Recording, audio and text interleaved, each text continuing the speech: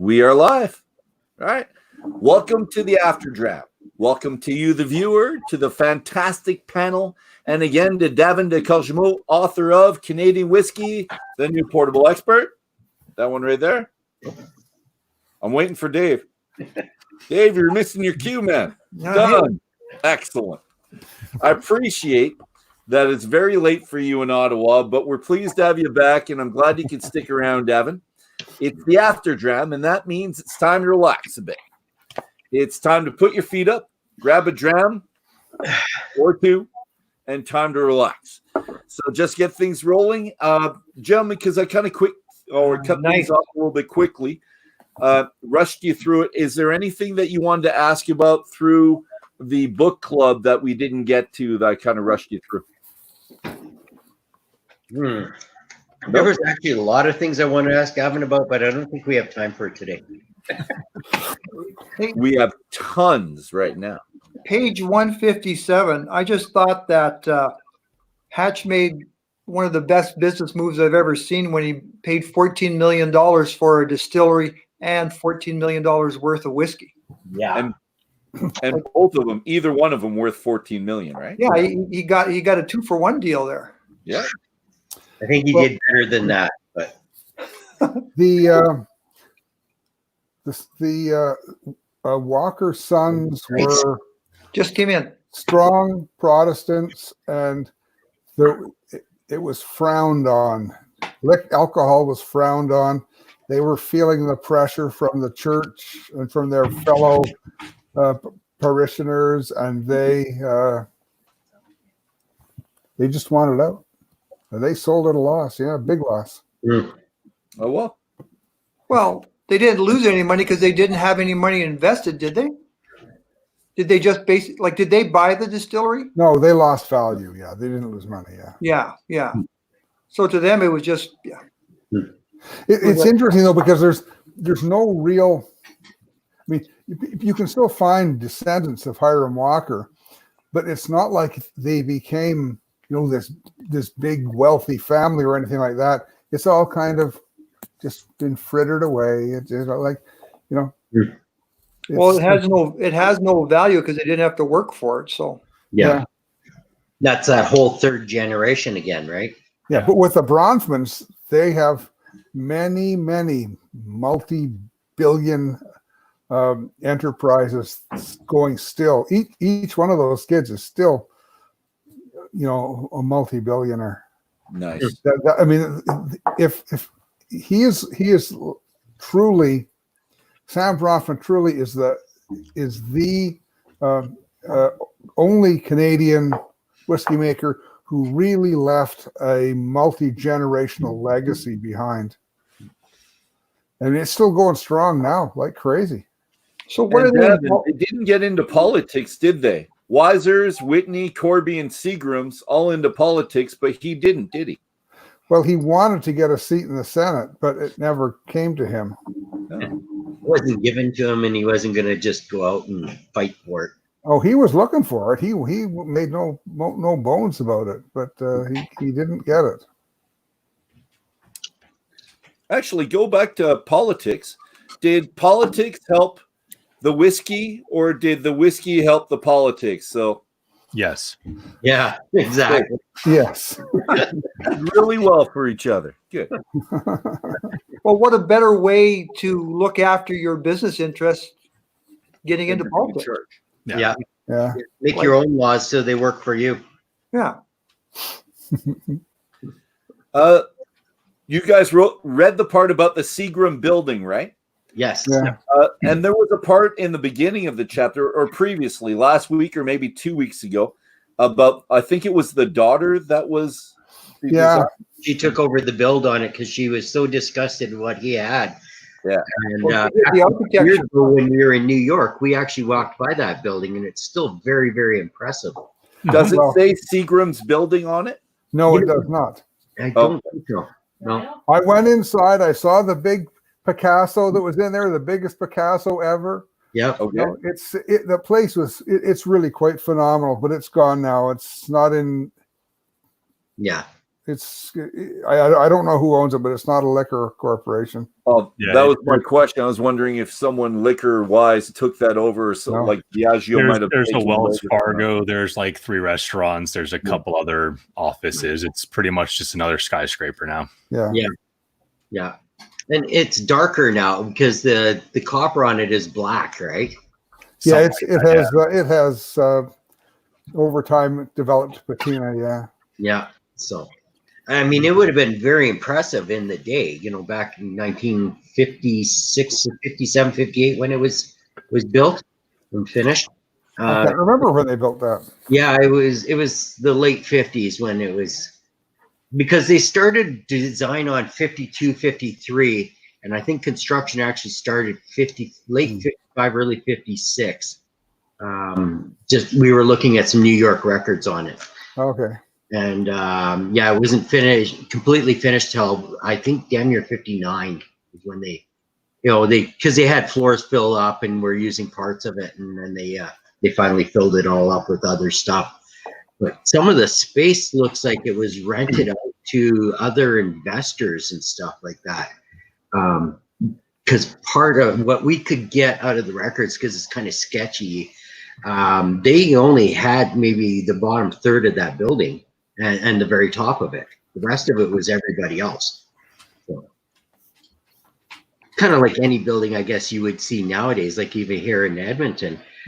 We had a brand new skyscraper go up last year, and they just sold all the commercial space, which is the first 13 floors, basically off to Germany. And like, come on, guys, you build some Canadian and sell it to a foreign for us. Yeah. Yeah. So. So you passed the building. Is it just off of Central Park or no? Yes, it is. Yeah, it's. I was looking for the address and I had it written somewhere. 375 Park Avenue. Park Avenue, yeah, which Central Park area. The problem with New York is we spent 10 days there, and we probably covered damn near every square inch of New York that we could. By double decker, by the underrail train, by any means we could possibly do, and we've seen so much. It was just information overload. I absolutely love New York. I mean, and the funny thing is that while we were there, because I mean, that's what year was that? 20? No, it was 2016. We were there. But they were doing New York, like damn near every store you walk in, you hear the song New York, New York.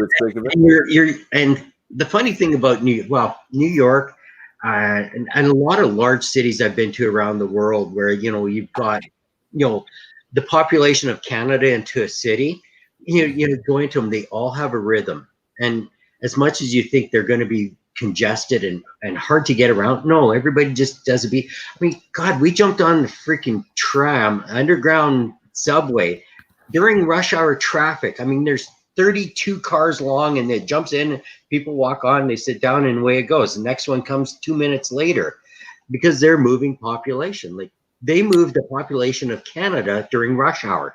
We're a very efficient people. Yeah, very efficient. And we've seen the same thing, in Hong Kong and other large ports around the world.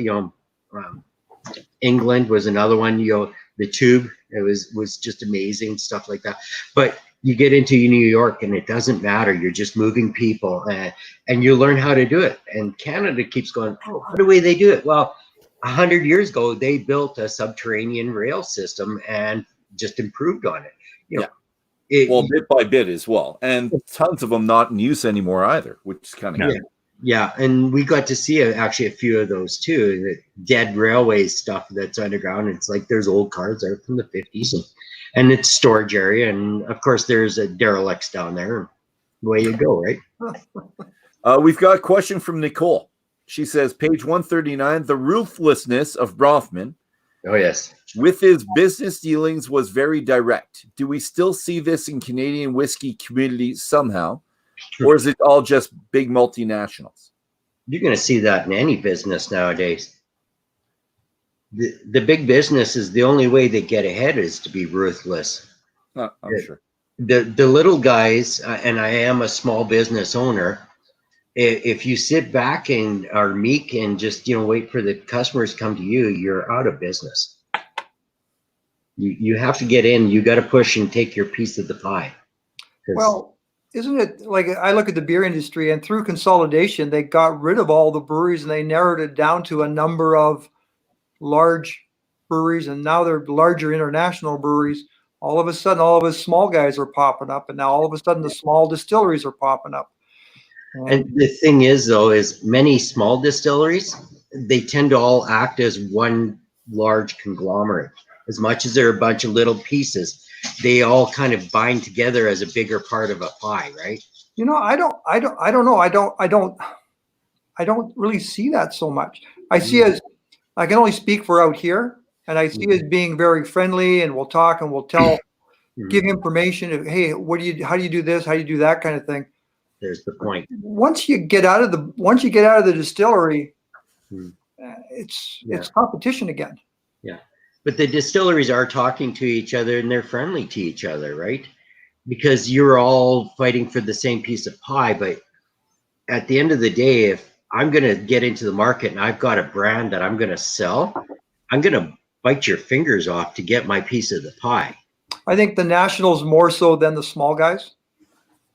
I don't think the small guys are pulling a lot of fast ones and doing.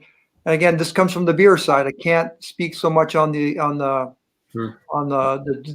distilling side, but the big guys, we shouldn't be here.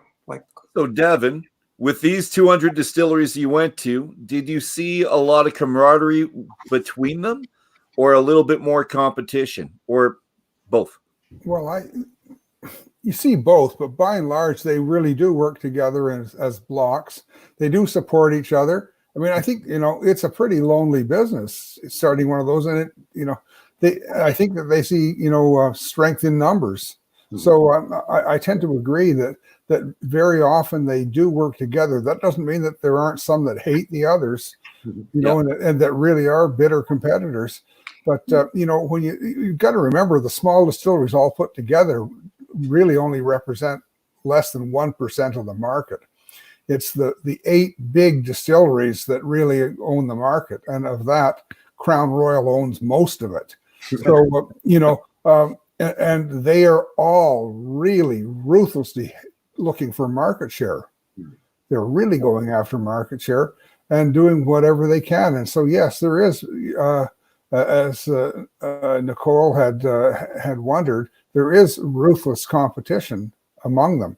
Now, I don't think that I'm not aware of any really dirty tricks or things like that, but sure, they really try to find a way to differentiate their brand and to make, to get buyers, and they really, you let 3 different brands tell you the same story, and in each case, their brand is the hero. Well, and I won't speak about Canadians, but I know a lot of the American guys, distilleries will come into Canada, and the reps I talked to said, "Oh yeah, so and so gave us $100,000. We had to go out and buy some bars." Jesus. I said, "What happens when the 100,000 runs out?" He says, "Oh, the next distillery gives us money, and we promote them for the next X number of weeks, months, years." Sounds about right. I'm thinking, of course, I'm the math guy. I'm thinking, how much stuff do you got to sell to make $100,000? And I'm just shocked by what the big guys tell me. It's just mind-boggling on volume that they do. Yeah. Of course, these are guys that are dealing with billions of dollars. What's 100,000 to them? One of the companies I deal with, literally, anything under 10 grand is petty cash for them. Well, that project change. Here, here's the peanuts, right? A lovely problem to have, right? I love it too, right? Here's instant cash, right? They just don't care.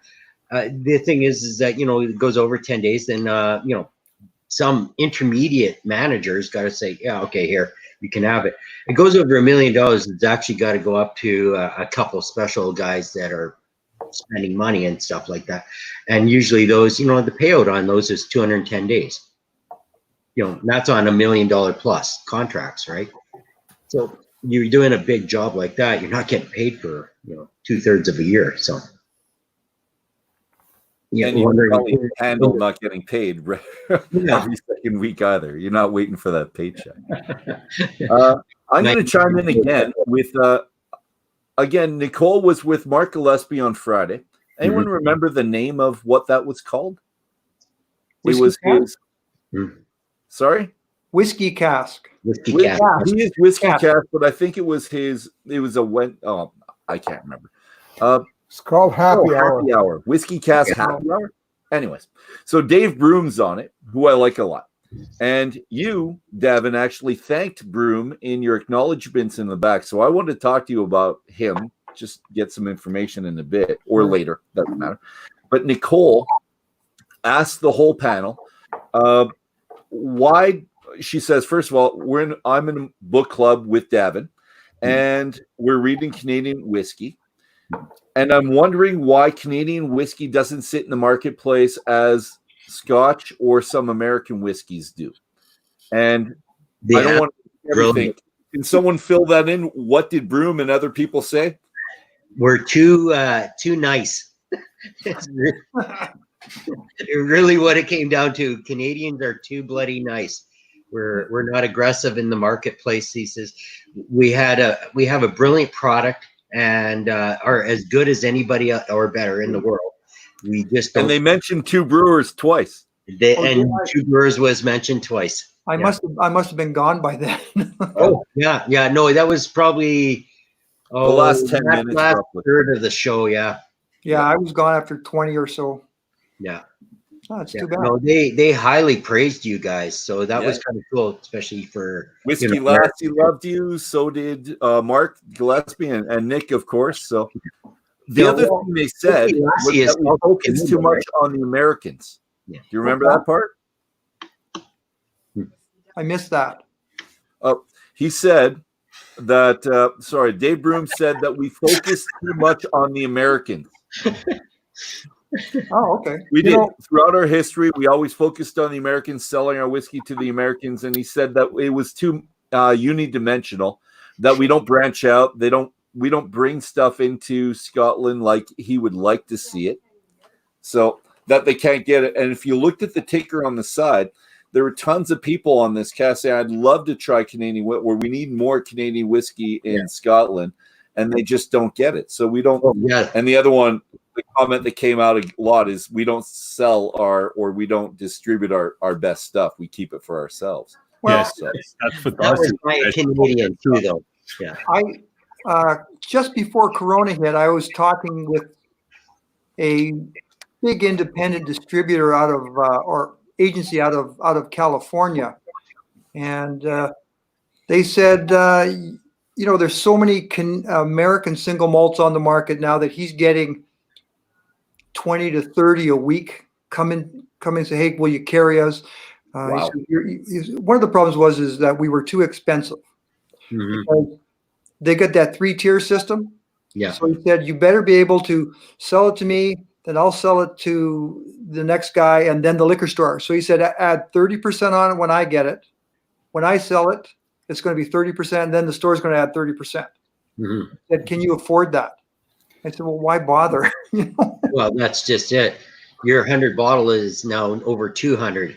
Well, he said he had a guy from, I want to say Australia, said, "Yeah, we want to sell you this." And the guy says, "Okay, well, give me your price." He goes, "Okay, that's a $400 bottle when it hits the shelf.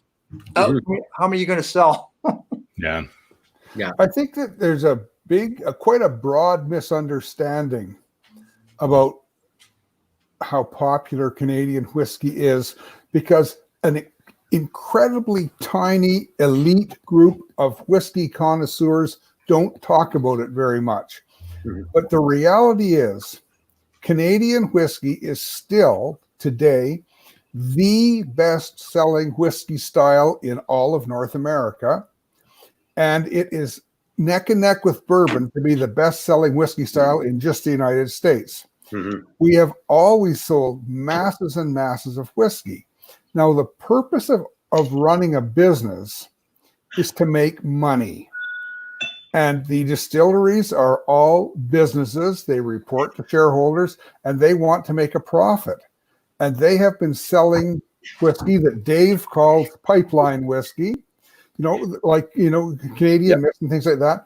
That is just, the sales are just phenomenal.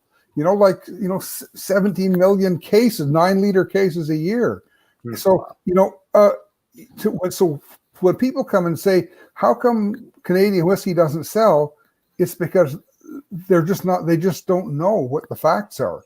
But Canadian whiskey is selling hand over fist. If I was allowed to swear on this, I'd say it's selling shitloads. But I can't, so I won't. I guess you are swearing. But we are not at the high end of the market in many cases. But to say we keep our best stuff here, some we do. But the biggest selling brand is Crown Royal, and it's bigger than the next 4 brands put together. Yeah. And they have some fabulous Canadian whiskey that they sell in the States. For example, Crown Royal Hand Selected Barrel.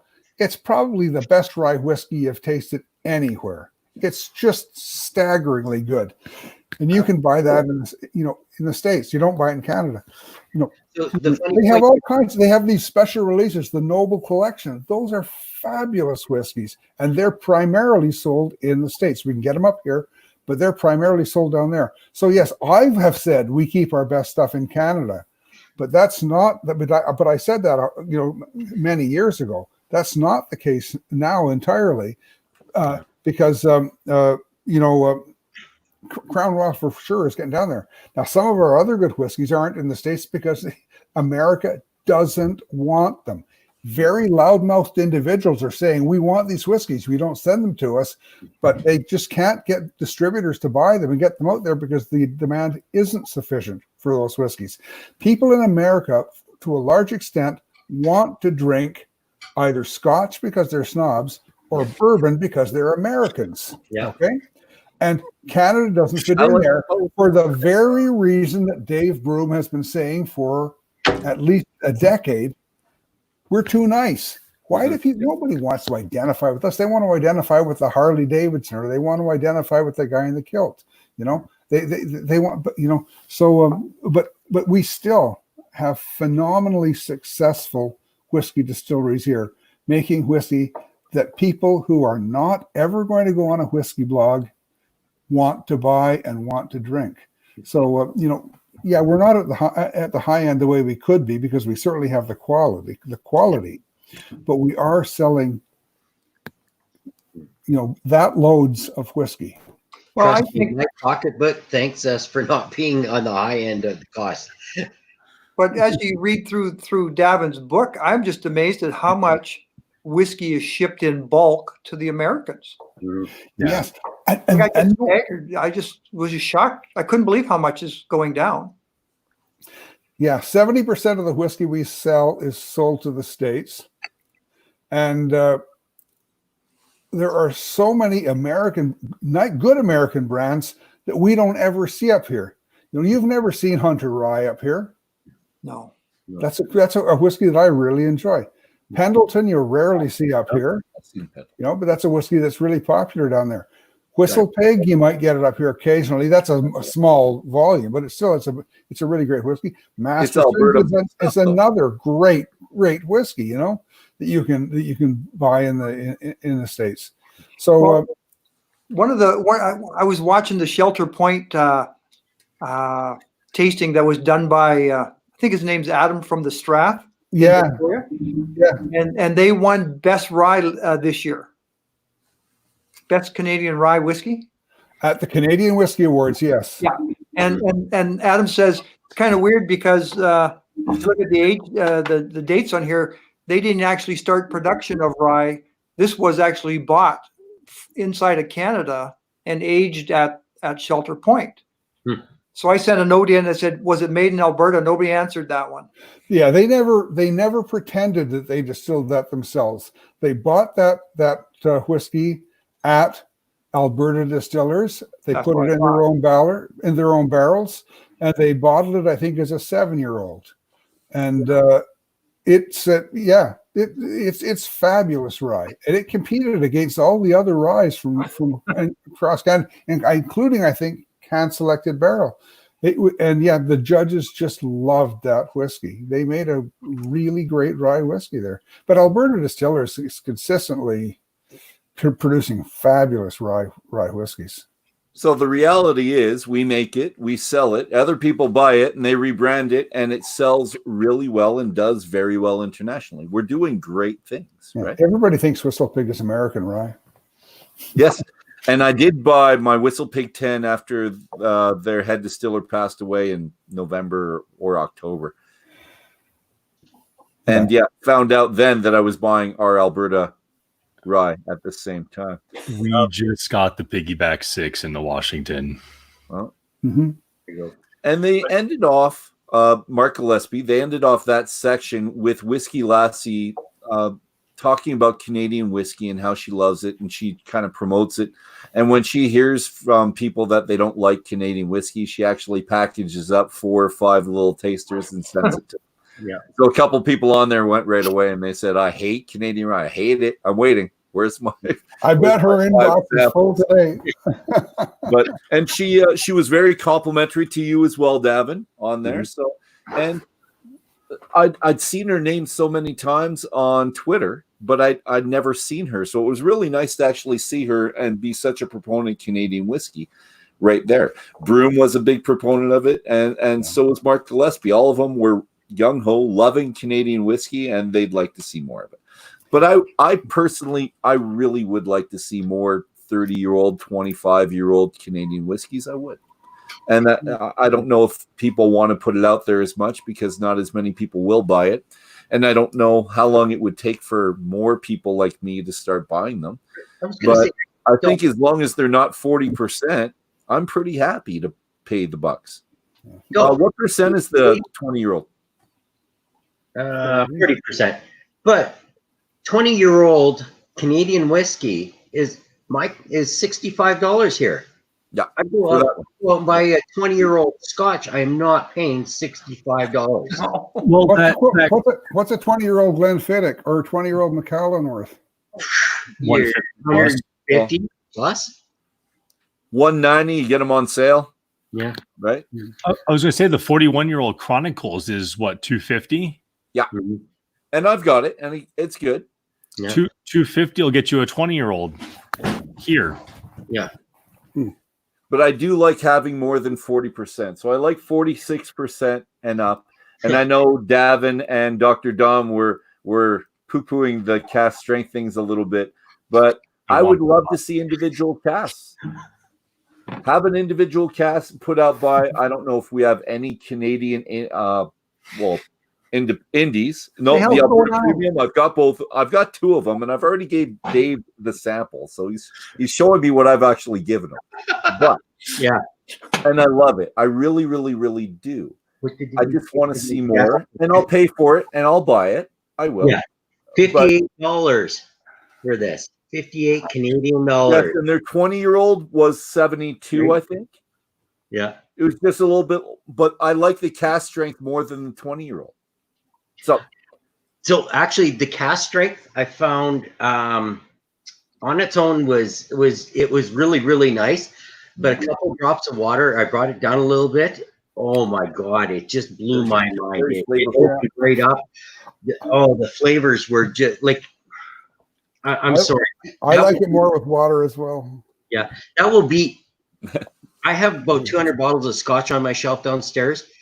That will beat 75% of them. And I mean, the cost is a third, right? I won't drink it at like right out of the bottle. No, you should pour it into a glass first. Yeah, usually. Yeah, I was going to say, but at cast strength, it's too hot for me. My tongue feels like sandpaper right now. But See, I love a little bit of water in it, and it's smoothed out really nice. Yeah, I like cast strength, but that definitely did better. We're dropping the percentage. I figure I dropped it down to just shy of 60%, and it just really opened up. And that's what I like about cast strength. It gives you the option to make that choice. Exactly. You don't have to drink it at what the bottle is telling you to drink it at. But when it gets down to 40%, it's like, yeah, you add some water, you probably get down into like the 38s, get some more flavors. But if you still want that proof to kind of support it, cask strength gives you that option to water it down and still have the support. But remember, the blend for cask strength may be different than the blend for a bottling strength. Yeah. And so Dr. Don said I don't that have when I that had the lot 40 and the lot 40 cask strength, and I brought the lot 40 cask strength down to 40, he said it was a different blend, so it shouldn't taste the same. It tasted very similar. But talking about Dr. Don, I read in here, so Davin, you were saying that Wiser's had used hops to kill the bacteria in the past. I'm wondering if Dr. Don used the same formula to make his hopped, JP Wiser's hopped. He did not. Different? Okay. Yeah. That was dry hopping. If you guys make beer, you know what dry hopping is. Yep. He added the hops at the end, and he told me that, and he had to explain it to me. But no, they used to use hops they used to use hops to prevent bacterial infection during the mashing. The other thing, that's why they used the sour mash, because the sour mash is another disinfectant, kills the bacteria or retards the growth of the bacteria. Okay. So they had big problems back then. That's why sour mash is so popular in the States too.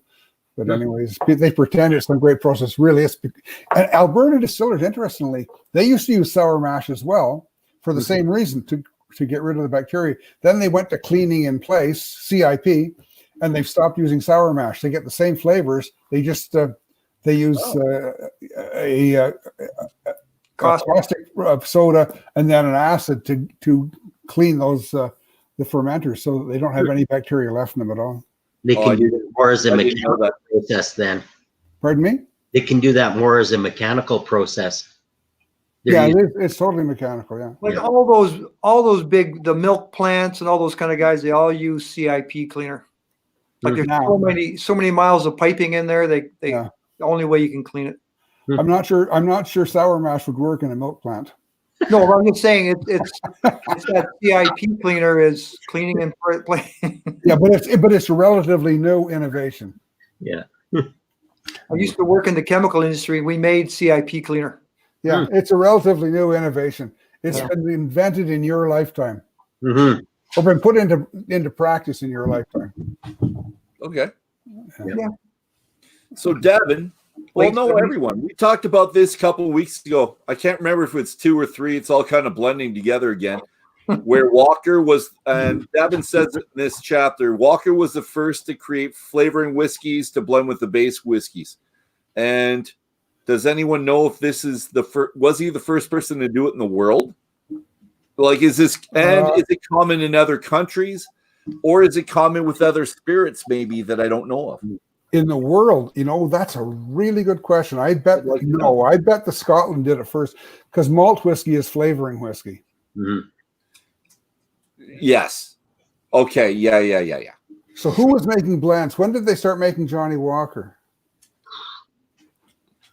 Well, wasn't that the 1900s? I think it says on the bottle when they first. I don't remember before that, but like the 1900s. Yeah. It was before that. I'm sure that the Scots would have been doing it before Canada. For us? No. I would guess that the Scots were doing it long before Canada was. Yeah. When did they start using column stills in Scotland? Johnny Walker started 1820 in grocery store. 1820, there you go. Yeah, because when the son took over, he named the company after Johnny Walker. And that's when they started production, was shortly after that. Because he came out of the store where he was blending other liquors together, and then he started producing his own. Yeah, okay. And that was 1823. Don't quote me on that, but yeah, I can't find it. Sorry, guys. Yeah, I'm doing my quick. 1865 for whiskey blending for Johnny Walker. Was it that late? I thought it was earlier. 1840 was the grocery store. Right. Yeah. Wikipedia. Thanks. You beat me to it. Good job. I'm on the laptop and not my desktop. You know what drives me totally nuts, Don? People who use Wikipedia as a resource and then quote it. Because on history, it's absolutely dead wrong. I believe it. I believe you. But for getting in the general area, I'll take it. General area, fine, okay.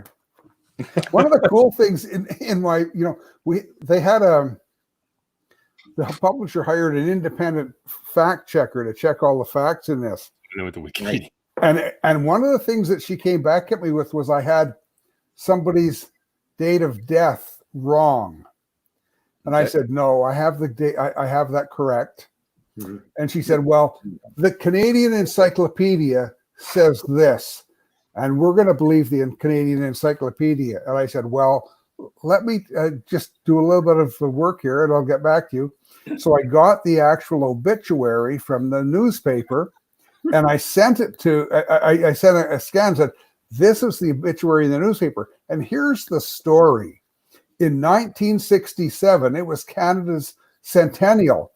And there were all kinds of community grants available. Anybody could get a grant to write a history of their community. Well, it turns out that this person was involved in some very nefarious activities and had his actual date, had someone else's actual date of death been reported correctly, it would have highlighted what he was doing. So they changed the date of death. Okay? So that's hilarious. In that 1967 history. But if you go back and look at the obituary, it's different. And it's got the whole story there because those guys weren't embarrassed back then. The guy was dead. He was in the community. Everyone knew what he was up to. But in 1967, the town fathers were quite embarrassed by what had been going on. So they changed the date of death in that 1967 history, which was, if you get anything that was published in 1967, 1968 in Canada to do with history, do your research. There's a pretty good chance it's wrong. It's funny because I 100% agree with you, and I believe what you're saying. But it's funny that you brought up the embarrassment because it kind of went along with my answer for Dolph's question with regards to page 151. I don't have the questions up, but it's I agreed with him. But the main thing I came down to is I like the statement: "History is written by the victor." Yeah, exactly. Because if they're embarrassed about something, we'll just leave that to the side. If they find another source, then we'll deal with it then.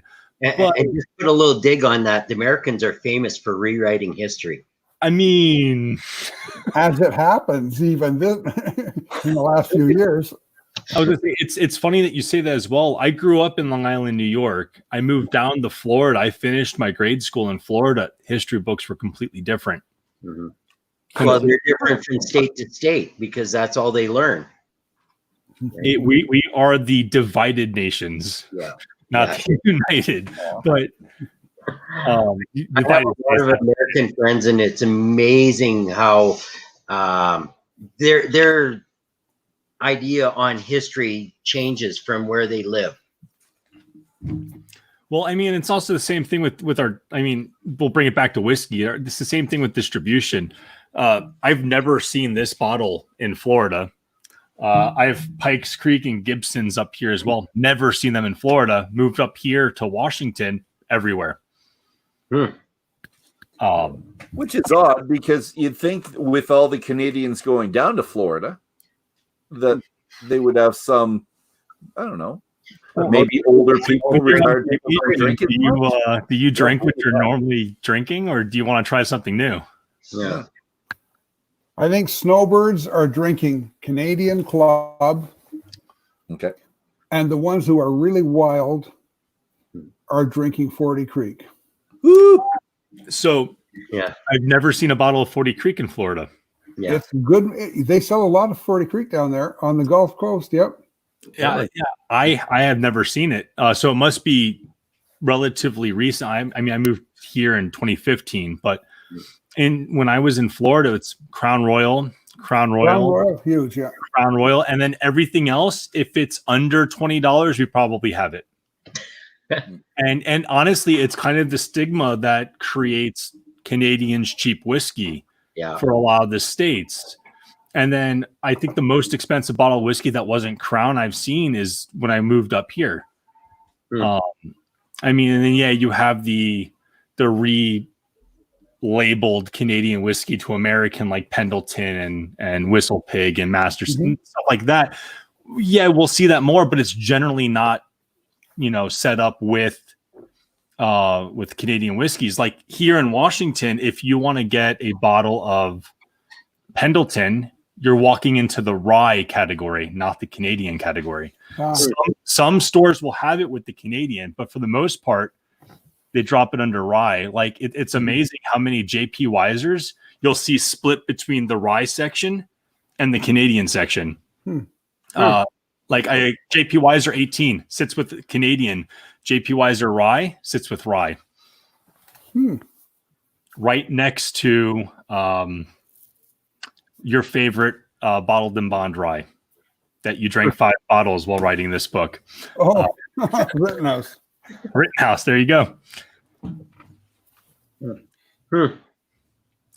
Which I don't think I've seen. I'll look in the book. I'm a visual guy, so I need to see a picture. Rittenhouse. Rittenhouse, I think, is American, right? Yes, it is. Yeah, it's Heaven Hill.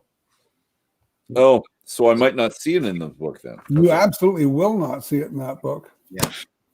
I'll stop looking. But if you look at the manuscript, you might see some splatters of it. That's good.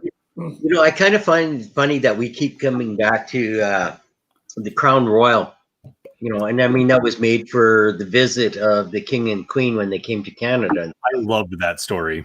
I absolutely love that story. That was so great. And then when we were in England, we knocked on the gate because we happened to be in England just the Queen's birthday. And unfortunately, she was out that day, so we couldn't wish her happy birthday in person. Typical Queen. Did you know you were coming? My story. But the fact that they actually held that for 25 years so they could have enough stock to ship to the U.S. Like, brilliant, right? Because hold it back till you have all this aged whiskey and then ship it off to the Americans, blow their minds away. And then, it's the #1 Canadian whiskey going to the U.S. Like, First bottle I bought when I turned 21. It's the only Canadian whiskey in the top 5 selling whiskeys globally. Okay. If you eliminate Indian whiskey, because India owns the whiskey market by and large, but if you look at all, I can't remember. But yeah, it's in the top. It's the number 5 or number 6 of all whiskeys in the world for sales. It's phenomenal, and it's because of Sam Bronfman, because he really taught them how to blend. And a lot of the other whiskeys you see in there, they use his blending techniques. It's it's really the guy was phenomenal. It's the one. I have 2 bottles of it, one regular, one flavored.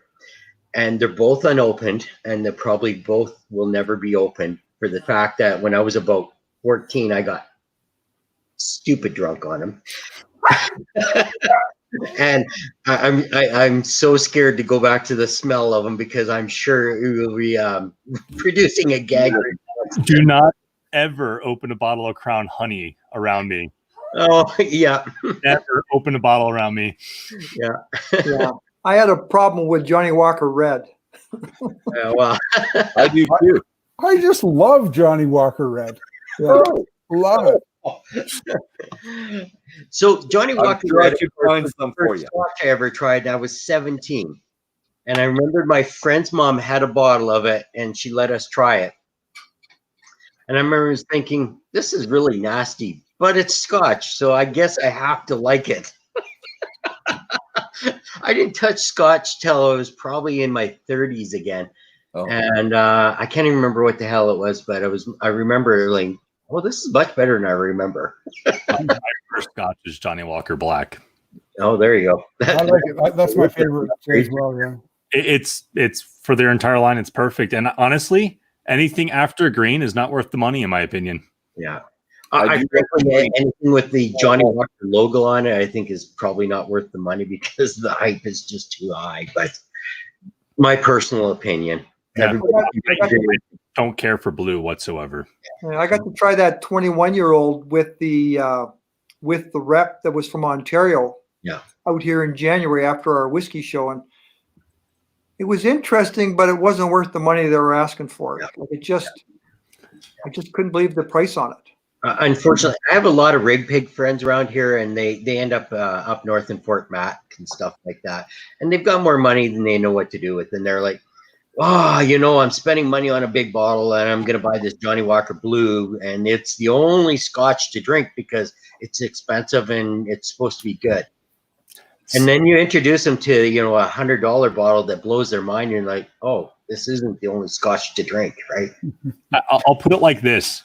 I will buy Crown XR all day, every day over anything past Johnny Walker Green. Yeah. Actually, I think I would even buy Crown XR over Johnny Walker Green.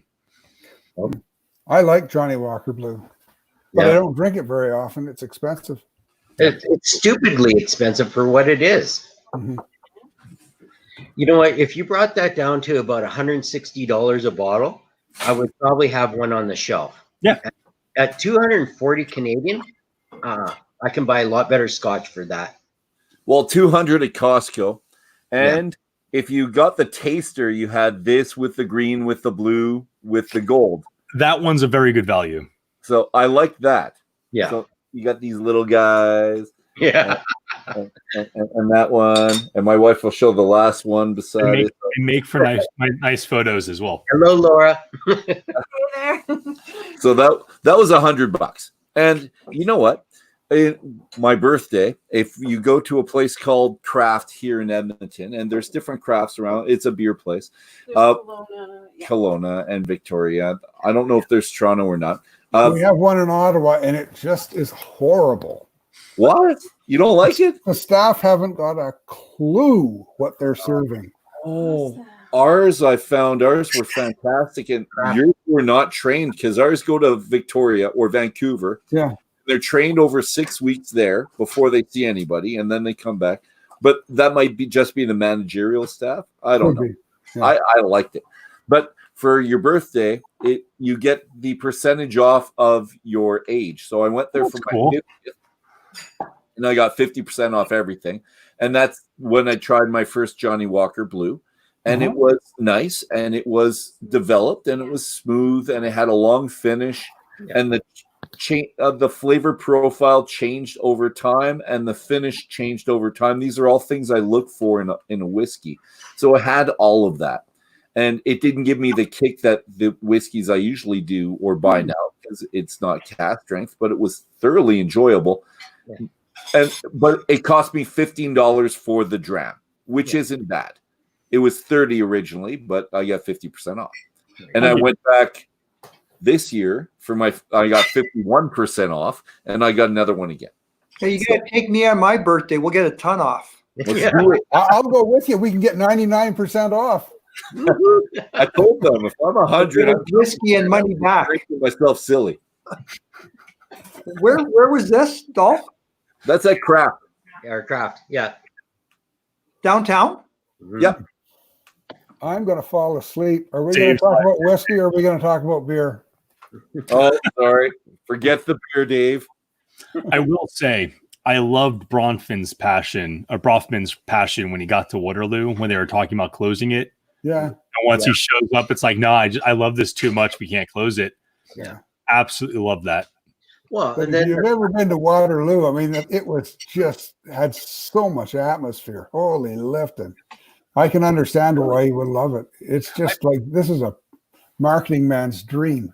I believe, like you see, for me, obviously I've never been to any of these places. My first time in Canada was Banff last year. Oh, was it? Yeah. And so like reading the way that you have this, set up, let me move my mic real quick. Mhm. Reading the way you have this set up, we're reading Bronfman in his more cutthroat time with the rum runners and stuff like that. And then it turns into Mr. Sam gets back into the game, and it's like, nah, I already have this bad stigma following me. Let's focus on the quality. Yeah. And then you just, one chapter, you turned him from, the cutthroat Sam to. I like that was the good part. One more time. I said that was the good part. I love them like that too. Oh no, nothing wrong with that. My village was known for rum running in Florida, or in New York. So I'm all for that. But it's like you have that transition from there to Mr. Sam, who it's like, I want to get a drink with this guy. Like his passion's all around him, and you get him going up to Waterloo. It's like I can't close this at all. That's nice. And I thought it was, very, very well written, and it made you feel like you were kind of like hanging out next to him, watching him go through this little internal dilemma. I can't close this place. He goes there as a cutthroat businessman and finds out that he loves the place, can't close it. Yeah. And then years later, when it does close, 10 months after it's closed, it's burnt to the ground. Vandals did that. Yeah. Right. What was it? Was it Sam's brother? That was really a bad guy, like a really nasty type of a guy? I don't think any of them really were. No. Okay. Because that's one of the things I took away from that I like Sam, but I disliked one of his brothers, and I forget which one. Because he was a gambler, Abe. Yeah. But what was the other brother's name? Harry. Harry. Yeah. And was Harry? Was he involved in Manitoba somehow or Saskatchewan? Yeah, he in Saskatchewan. Yeah. Oh yeah, he was a pretty. Some of the things he did were pretty dishonest.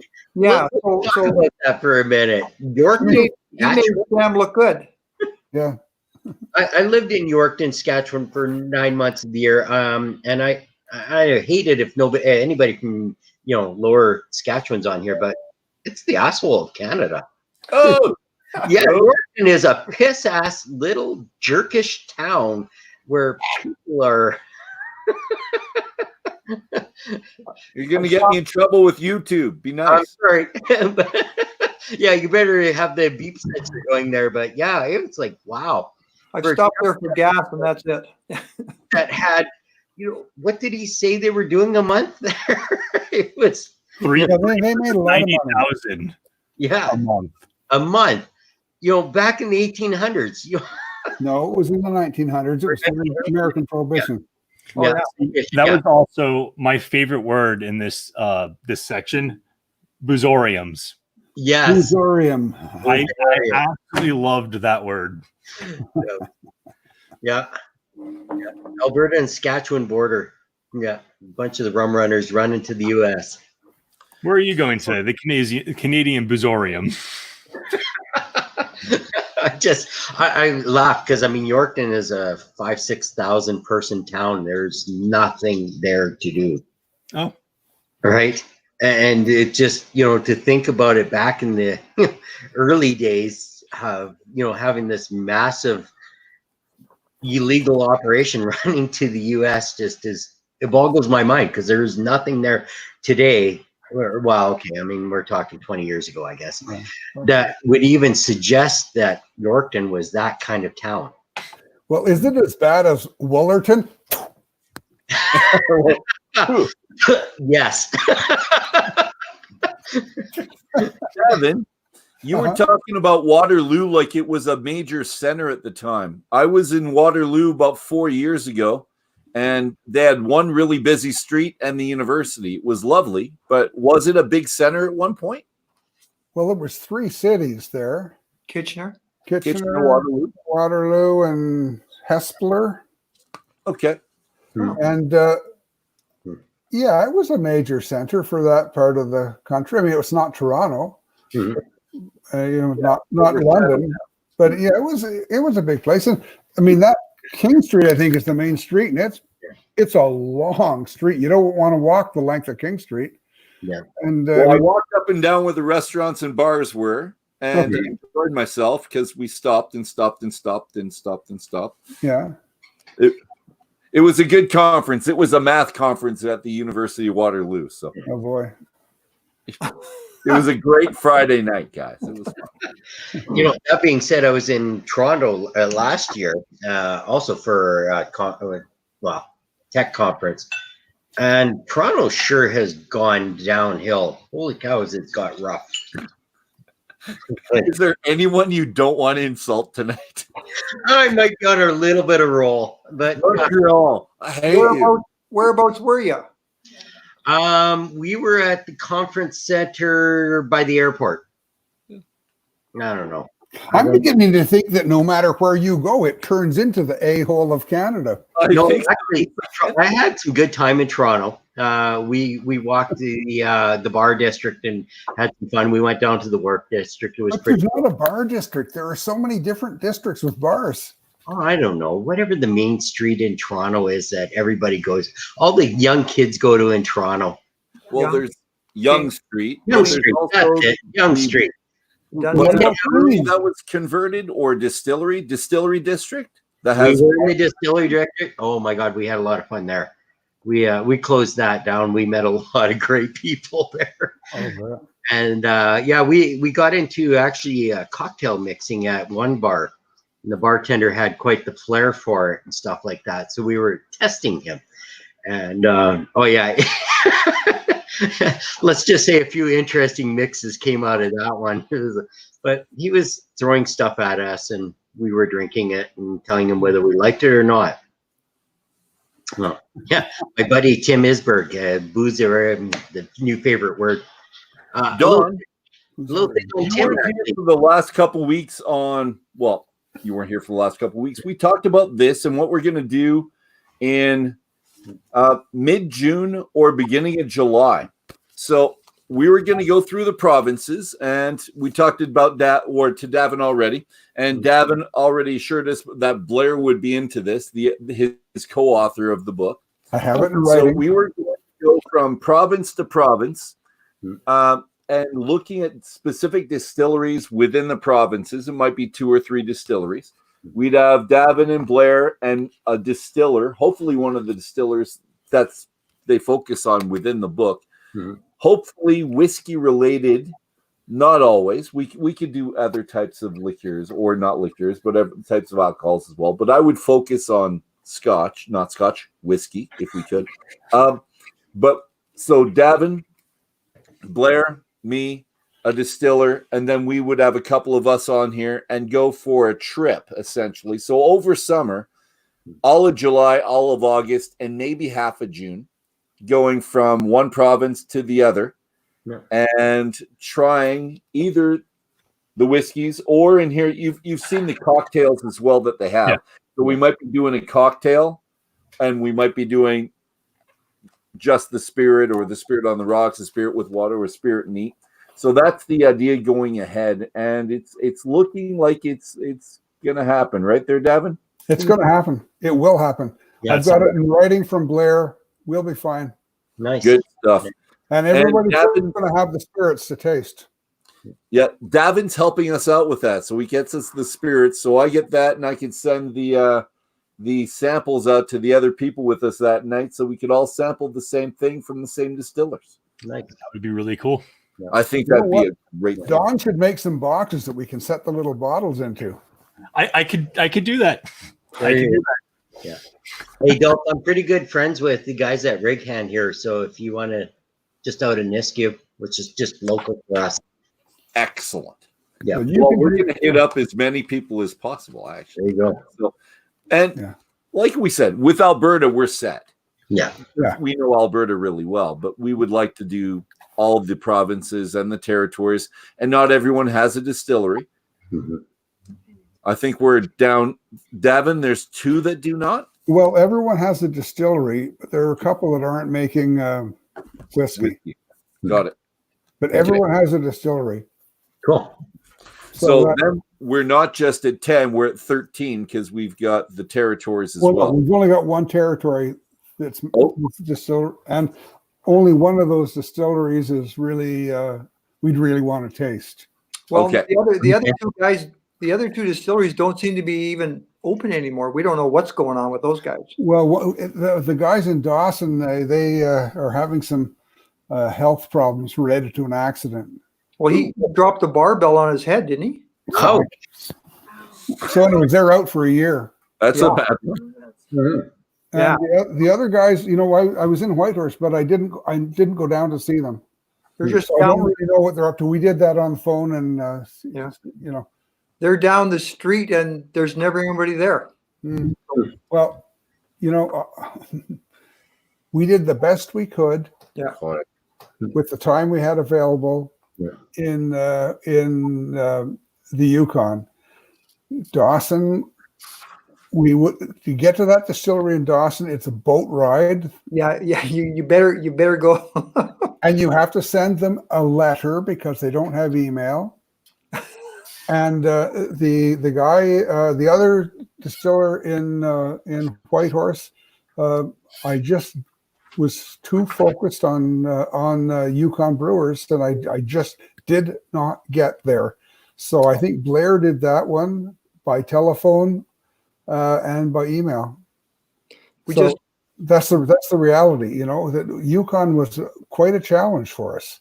And I think it comes all down to that distilling is probably even harder to, like, it's a more challenging industry than making beer. Yeah. And you got to work hard at it. Yeah. So if you're not going to spend the hours and days, distilling's tough. We wouldn't be in distilling if it wasn't for the brewery. Yeah, I think there are many like that. Yeah, like distilling's tough. Yeah. Taxes are tough. It's just everything's. Well, they have something to get you started. It's the beer, or it's the vodka, or it's the gin. Yeah. But gentlemen, we're gonna wrap this up. So stick around afterwards. We'll talk afterwards. And that's it, Whiskey brothers and sisters. It's another one for the books.